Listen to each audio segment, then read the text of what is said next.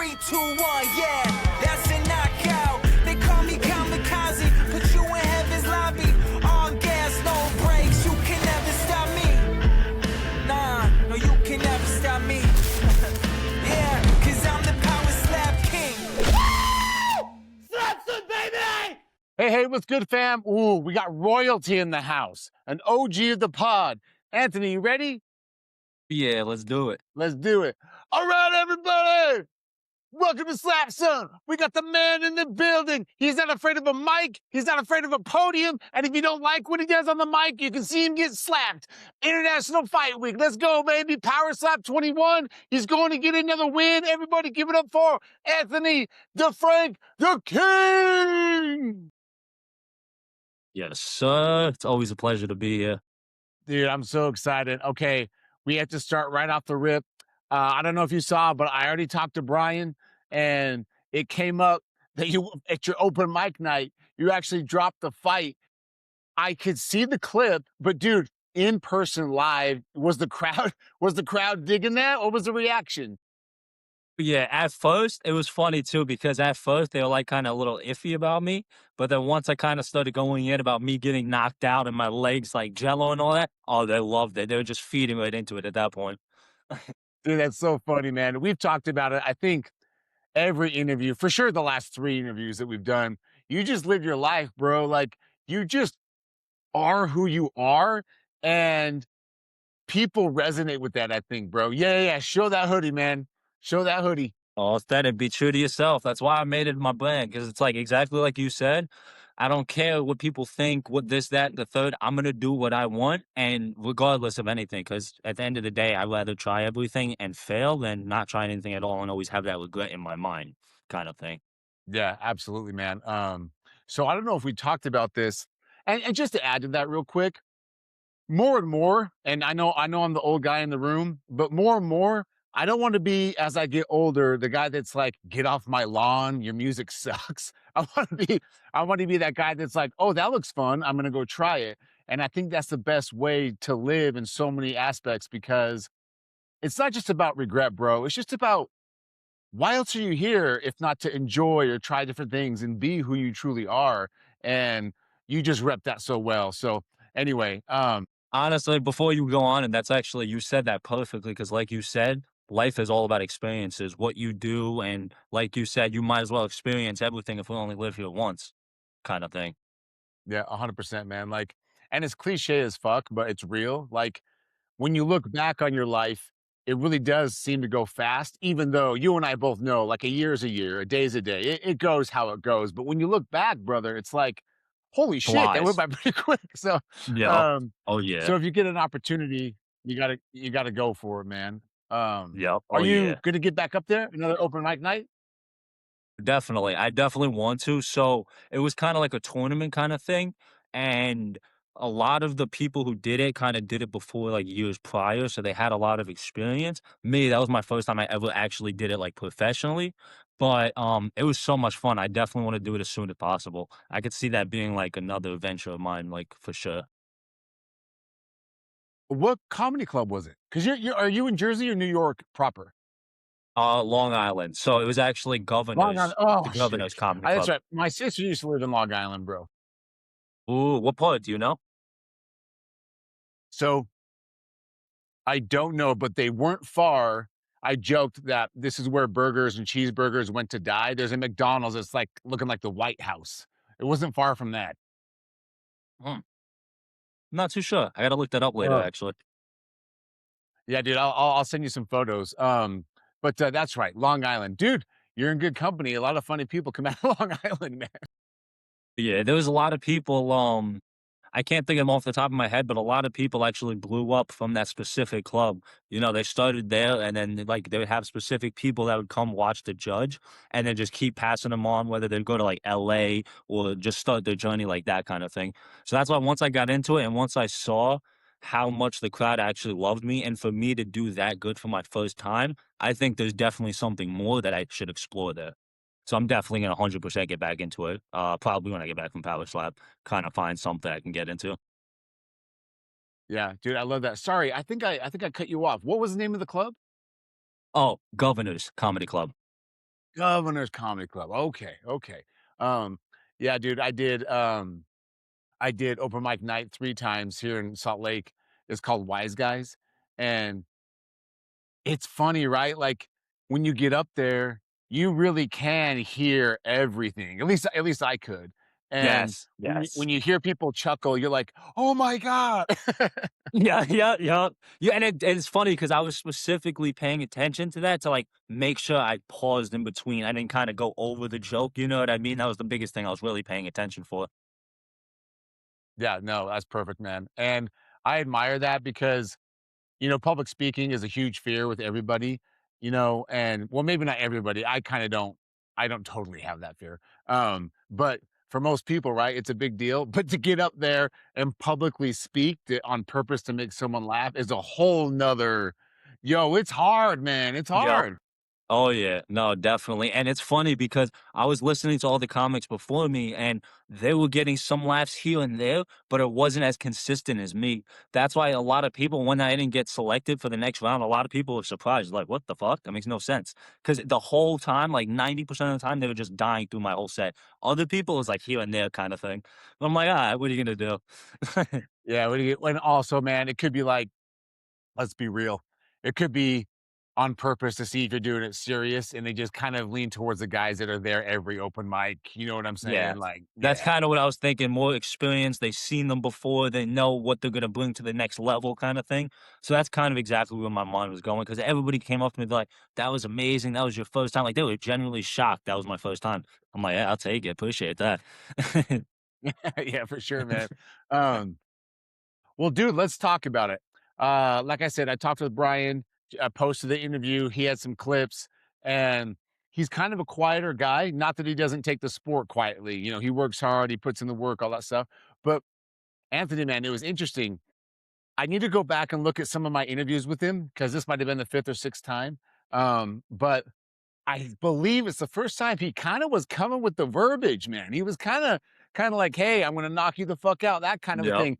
So that shows a couple of things, right? His confidence is getting higher. He's kind of getting settled in because let's be honest, some guys are kind of shy. Not saying Brian is a shy guy. I'm just saying this was the first interview I feel like he kind of opened up, was like, "I'm coming for this new chin."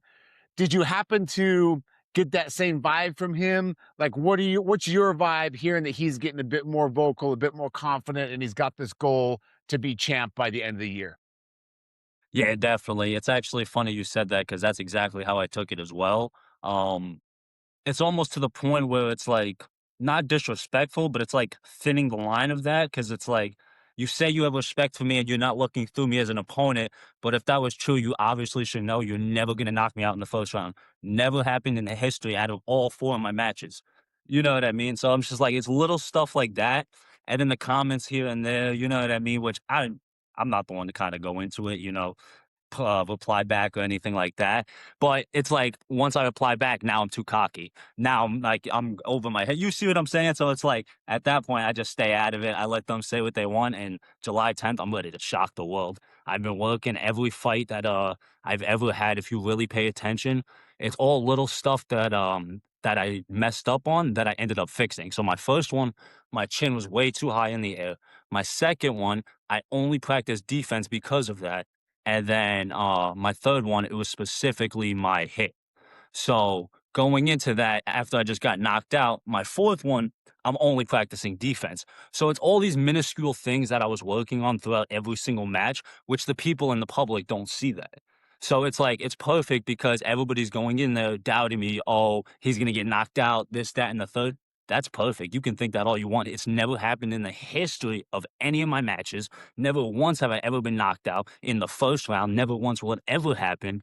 And July 10th, this is going to be a crazy show. I've been nothing but working. I've been in the gym 24/7. I've been practicing my hit. I've been working on my defense. And a lot of people can say, yeah, he's a lot older than me. He has a lot more experience. Which, yeah, that's definitely true. And I'll never discredit anything. He's a hell of a person, hell of a athlete, as what I see from what I see online. But at the end of the day, I am too. I grow up, I always playing basketball, football, track and field. I was always fighting. So I was always around that. And everything I ever have in my life, just look around this room. I worked my ass off for. I never had anything handed to me, so I have that same dedication, that same motivation. So at the end of the day, it's really gonna be who's hungrier. At the end of the day, I do have more experience. He may have 2 wins, but he has nothing on defense to really practice or go forward with when he does actually get hit. So it's little stuff like that. My experience alone, I think is really gonna help me in this match. And all the practice is gonna show on July 10th. Yeah, man. A couple of things there that stood out, but one in particular was, he's been open speaking about, he didn't jump in the rankings too far, or he didn't get that immediate title shot off of these, two impressive wins because they want to see him take a hit first. And I know you're more than willing to showcase that and give it to him, right? Do you want to get hit first and wake up a bit? Or do you want to do the hitting first and see what he's got on the defensive side, like, immediately? Good question. It's actually a really good question because I could dissect it 2 different ways. One Okay. way I could just get hit first and say, okay, I'm going to shut everybody up immediately and show them obviously I can take his slap. 2, I can go in there, show everybody why I've worked so hard on my slap specifically and just end it in the first round and it just goes right there. So at the end of the day, I don't care what the coin flip is, whatever it is, it doesn't matter. I'm ready for both sides of it. You know what I mean? The experience is really going to come down to it. Defensively, offensively, it's nothing it's been everything I've been working on and doing nothing but getting 20 times stronger than when I was every single match. And all that minuscule stuff that I messed up in the past, trust me, it's definitely fixed now. And I'm gonna show it on July 10th. Wow, man, wow. Um, in your opinion, dude, because I think the last time you got up there and, I need to go back and watch all your fights, but the last time you got up there, I really feel that was your most, dog of a match. You really were coming into your own, you know what I mean? You could see the maturity and the skill set despite the outcome, right? I'm just talking about the actual, the act of it. Do you feel your last match was a coming of this work is paying off the way that I kinda saw it? Or what do you feel is, like, your best match so far in your career? Honestly, it's between 2 different matches. Like you said, I do feel that way about my last match because after getting knocked out, I had to show everybody I still have a chin. It was me flinching that led to the knockout. It would have never happened if I didn't flinch. Let's really be honest. So I'm sitting here giving you this much of my chin. If you don't knock me out, you're dog shit. You shouldn't be in the sport at that point. You know what I mean? It's like at that point, you shouldn't even be in power slap. Yeah, yeah. But If I'm giving like it you to you, you better knock me out. Yeah, yeah. exactly. This much of my face, it's like, all right, the button's handed to you on a silver platter. You better knock me out at that point. You know what I mean? But like you said, my last match, I'm glad it went the way it did. And I should have definitely won that because he didn't even slap me in the first one. I ate his second one like absolutely nothing, and then he fouled me on the third one, which wobbled me a little bit. Yeah, when you're hitting me up here, it's gonna happen. But I just play the part. I'm not sitting here complaining about it online or anything like that. I just keep moving forward and just keep working on all the minuscule stuff. That one, I was doing my hit way too fast. That was another thing I did in my fight with Josh, my second fight. That's another one I was really impressed with myself because defensively, I think that was one of my best ones. Even though I got knocked down, I got up every single time. And people count that as a knockout, but the ref is sitting here. I'm like, oh, a little bit like woozy. The ref's like holding me, and I'm like, oh, come on. I'm sitting here talking shit to the ref. I don't think that's knocked out. So, but if you think that whoever thinks that is, I understand. I get it, whatever. But other than in the Riley match, I've never been knocked out. I've eaten almost every single slap. If I fell down, I got right back up. So it's just all comes down to that stuff. And those 2 matches, I think defensively was the biggest thing because I messed up on my offense going too fast, kind of like rushing the match in a sense. And now that Okay. I fixed that part of it, my defense is solid as it is. All I had to do was kind of really just fine tune everything that I was already working on. McGregor, he's always by my side. He's always helping me lock everything in. Him, Vince, they're always just helping me lock everything in. And yeah, oh yeah. Got you. No, I appreciate that, man, because you've seen both sides of the coin in this game, a couple of times.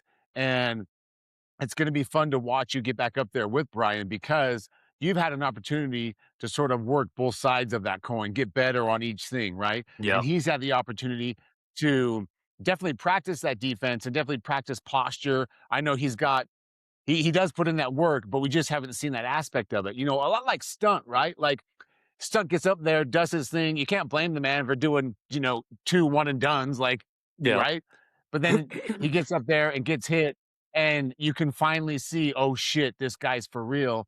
And I know that's what they're trying to look into with Brian is that, okay, we know he can hit, we know he can strike, but can he take it? And what a better way to find out than with a vet in yourself? You know what I mean? Been in the game a minute, you bring the energy, you bring the eyeballs, you bring the attitude, but you also are bringing that work. So, is there nothing else going on in your mind except this is my win, this is my time? You couldn't have said that any better, honestly, because I look at it as when Hayden got the title match, he had one victory and that was it. And he went straight for the title. At the end of the day, I look at this division. I don't have the most wins, but when you really sit down and look at all the matches every lightweight has, the top is Robert McGregor, and then there's me. I had the most matches out of besides McGregor and Rob, out of all lightweights, I had the most matches.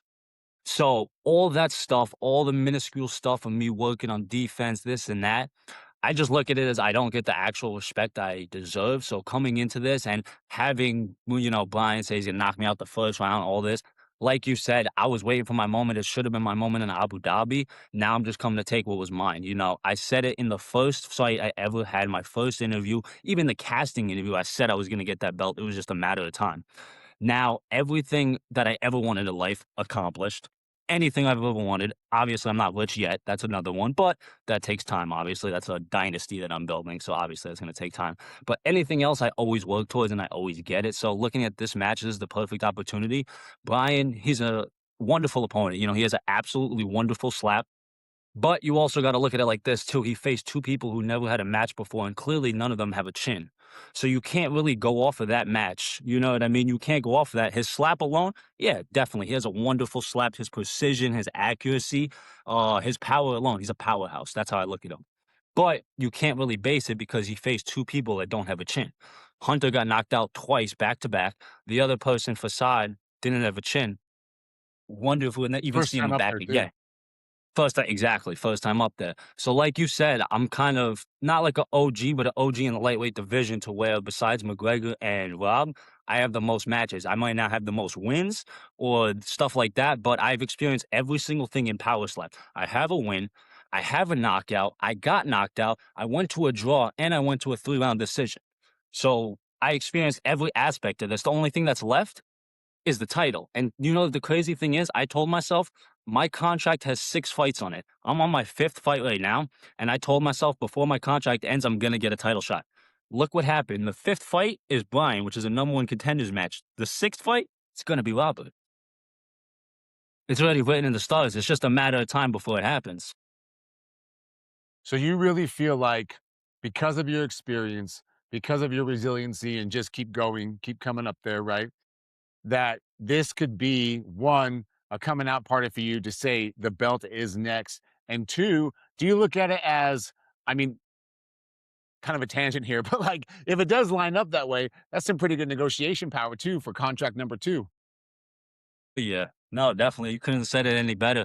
I think everything happens for a reason, and I'm so glad I went through all those losses and that one win that I had because every loss that I have, I dissected something from it. From a win, you can't really dissect too much unless it's offense or you do go for a couple rounds, stuff like that. You can dissect it here and there. But when you're not going every aspect of the sport, you really don't know how to dissect it. So me losing, I was able to dissect everything I did wrong and know how to fix it moving forward. That's why you saw me get knocked out my 3rd fight. My 4th one, I didn't get knocked out. I didn't even fall to the floor. I got wobbled a little bit because I got hit up here. Yeah, 100%. But I stood on my feet the whole time. And I proved that in Abu Dhabi, which I should have won that, but I'm not complaining. I'm not going to sit here and complain over it. You know what I mean? Yeah, that's crazy, man.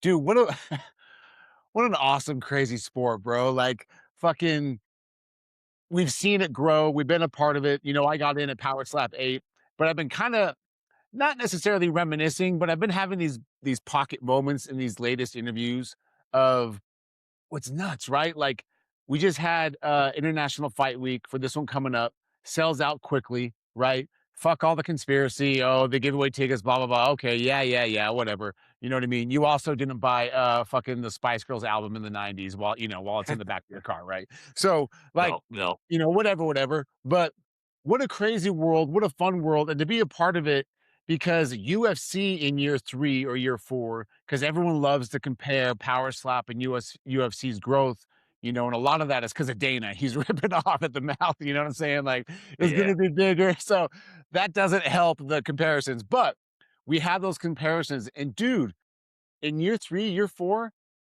I don't think UFC was selling out places like the Chelsea. I don't think the UFC was having all these podcasts pop up. I don't think the UFC was having all these people developing a character and building a career in the fight game. I just don't think that was the case 3, 4 years in. And you can really put a stamp on your career, bro, like a lot of these guys want to do, like Brian wants to do, you know what I mean? And be able to look back and say, hey, not only was I a part of that to help it grow, I had a chance and an opportunity to stamp myself as a champion, as somebody who's viewed as a true pioneer in the sport. Do you think about that at all? Does it register that you're a part of this thing? 100%. You couldn't have said that any better. I think about it even from the beginning. We started the lightweight division. Obviously, Robert was the start of that, That's but we had crazy. a whole tournament to actually make the whole division possible. And I'm number 4 in the world. And it's crazy to think about. But like you said, it is UFC level where it's just right there.